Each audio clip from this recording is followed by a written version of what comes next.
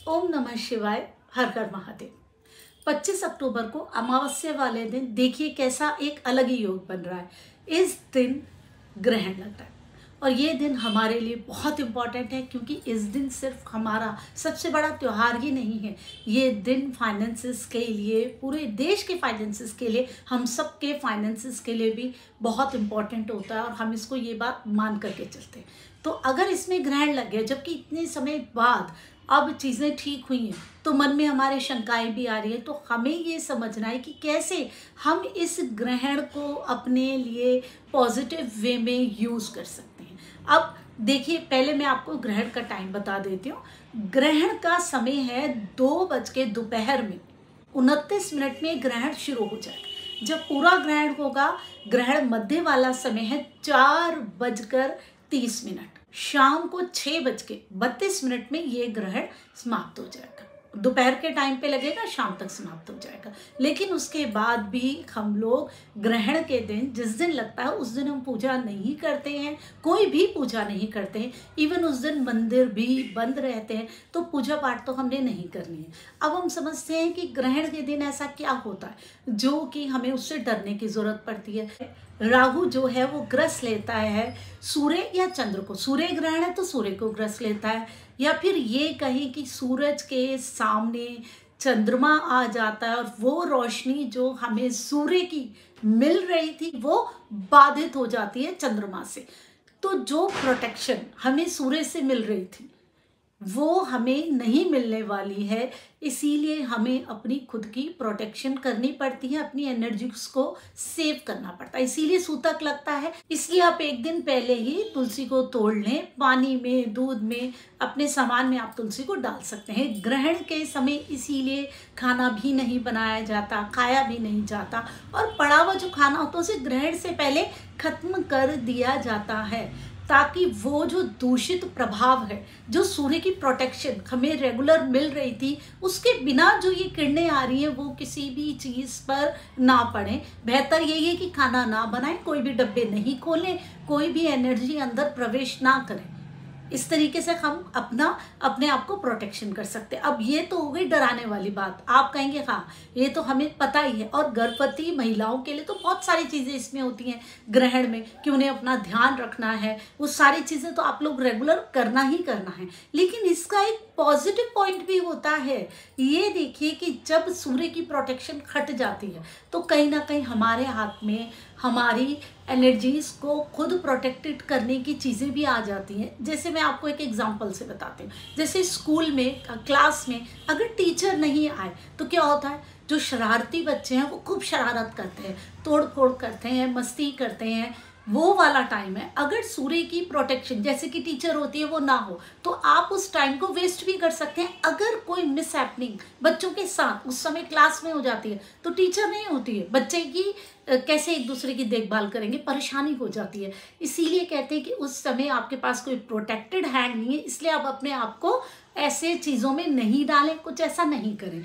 अब अगर इसका एक बेनिफिट भी है, आपके पास इतना सारा टाइम मिल जाता है कि अगर आपकी कोई अपनी हॉबी है, आप क्लास में अगर आप चाहते हैं कोई ड्राइंग बनाना, आप बना सकते हैं। आपका कोई काम अधूरा है कॉपी का, वो आप कंप्लीट कर सकते हैं, और कोई चीज़ आप कर सकते हैं। लेकिन अगर आप शरारती बच्चों के साथ मिलके इस टाइम को वेस्ट कर देंगे तो आपको नुकसान भी हो सकता है, क्योंकि लड़ाई झगड़ा भी होगा, शोर भी होगा। लेकिन अगर आप इसी समय को अगर आप अपने में बैठ के फोकस करके अपनी चीज़ों को निपटाने में लगेंगे, अपनी ऊर्जाओं को बढ़ाएंगे, तो यही टाइम आपको आगे जब आपकी टीचर आएगी तो आपकी ग्रोथ के लिए काम आएगा, क्योंकि वो देखेगी आपकी जो चीज़ें अधूरी थी पहले वो पूरी हो गई हैं। आप अपनी प्रोटेक्शन कर लेंगे और पॉजिटिविटी की तरफ जाएंगे।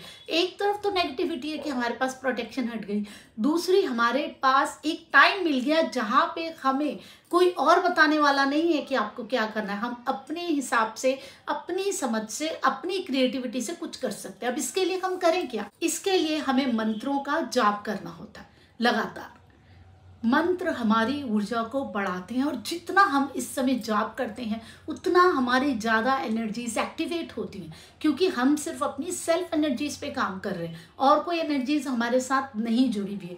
काल सर्प योग के लिए भी ये समय अच्छा होता है। जिनका भी काल सर्प योग है वो लोग इस समय अगर अपनी एनर्जीज पे ध्यान दें और इस तरीके के मंत्रों का पालन करेंगे जिससे उनको कहीं ना कहीं राहत मिले, तो इसका उन्हें बहुत बेनिफिट होगा। जैसे कोई बहुत ही नहीं पढ़ने वाला स्टूडेंट है, उसकी कॉपियाँ बहुत अधूरी हैं, काल सर्प योग ऐसा ही हो गया, अगर वो इस टाइम पे फटाफट, उसको पहले से ही पता हो मैडम नहीं आने वाली, वो कवर्स लेकर के आए, वो फटाफट अपनी कॉपियों में कवर चढ़ा ले, अपना इंडेक्स बना ले, बाकी काम कर ले, तो उसको बेनिफिट हो जाएगा ना। वैसे ही है, जिसको ज़्यादा प्रॉब्लम है वो ज़्यादा इसका बेनिफिट ले सकता है। तो आप ग्रहण से डरिए नहीं कि ग्रहण आ गया तो हमें नेगेटिविटी मिलेगी। और वैसे भी ये सूर्य पे लग रहा है और ये गवर्नमेंट से रिलेटेड चीज़ों में प्रॉब्लम्स ला सकता है, कोई ऐसी चीज़ ला सकता है कि सरकार को परेशानी हो। तो आप इसके डर से बिल्कुल बाहर आ जाइए कि हमारे त्योहार के दिन ग्रहण है। जैसे आप खुशी से सोच रहे थे वैसे ही आप अपने त्योहार को मनाने की कोशिश कीजिए। और इस ग्रहण की ऊर्जा जो इस समय आ रही है उससे आप कैसे अपने बेनिफिट्स के लिए यूज़ कर सकते हैं उसको भी आप समझने की कोशिश कीजिए। तो आप अभी से ही सोचेंगे तो उस समय तक आपको पता होगा कि मुझे इस टाइम पे ये करना है उस दिन, क्योंकि आप लोगों को उस दिन काम पे तो नहीं जाना होगा, आप सबकी ऑलमोस्ट छुट्टी ही होगी, नहीं होगी तो भी आप ले लेना, क्योंकि बाहर निकलने का उस समय कोई मतलब नहीं है। और वो जो समय है उसको आप यूटिलाइज कीजिए अपनी ग्रोथ के लिए, अपनी एनर्जीज के लिए, ताकि आप और बेटर तरीके से अपनी लाइफ में परफॉर्म कर सकें, खुद को समझ सकें, खुद से जुड़ सकें, क्योंकि ये समय है खुद से जुड़ने का, अपनी ऊर्जाओं को पहचानने का, क्योंकि हमारे ऊपर वो प्रोटेक्टेड हैंड नहीं है, हमें नहीं बताया जा रहा है कि आप कैसे हो, हमें खुद अपने आप अपनी एनर्जीज को समझना है, अपनी एनर्जीज के बारे में वर्क करना। तो ये भी हमारी ग्रोथ के लिए बहुत अच्छा टाइम है। अब हमें ये समझना है कि इस ग्रहण का हम पे क्या इफेक्ट होगा। जब ये ग्रहण हो रहा है उस समय शुक्र अपनी ही राशि में, तुला राशि में विराजमान है और ये ग्रहण भी तुला राशि में ही लग रहा है। सूर्य, चंद्र, केतु और शुक्र 4 ग्रह एक ही राशि में विराजमान है।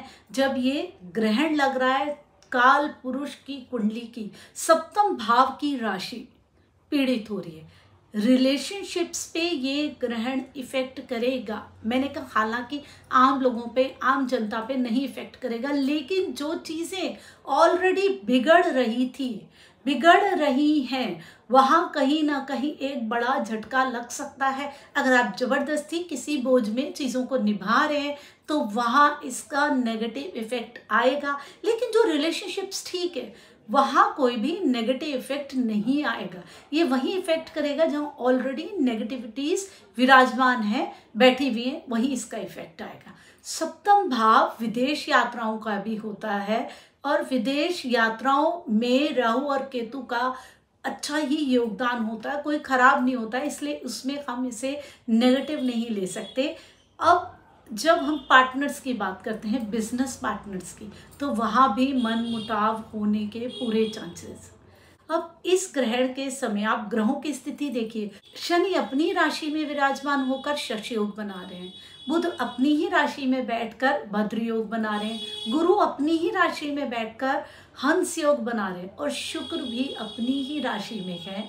देखिए कैसा विचित्र संयोग है कि इतने सारे ग्रह अपनी राशि में बैठ के इतने सारे योग बना रहे हैं। तो ये ग्रहण इंपॉर्टेंट भी हैं।